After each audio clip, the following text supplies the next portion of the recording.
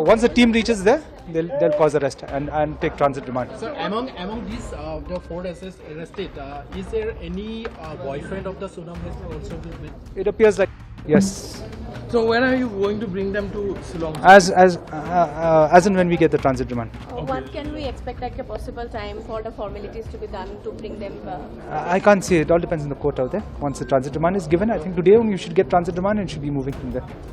They should be moving from there by tomorrow. So 3 teams of Meghalaya police are now in UP. No. In MP, 2 teams are there, and one team is going to UP right now to pick up Sonam. So all the arrests has been made during this the joint operation of the Meghalaya police, UP police, and the Yes. police. The SIT, which is composed of the SOT and special cell and all that, had gone there. A very robust team under 2 DSPs, DSP operations and DSP crime.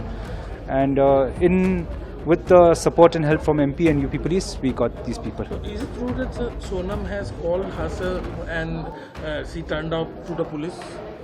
See, it is a fact that she called her relatives, but this has happened after all the raids were conducted. Basically, she has surrendered. She was because of the investigation. She had to come and surrender like that. Can you say that she has surrendered because of the pressure? I think if you look at it, look at the logical sequence of things. All these days she hadn't come out, but last night when Raj Kushwaha and the rest of the people were caught, suddenly she surfaces. I think that speaks for itself. Okay.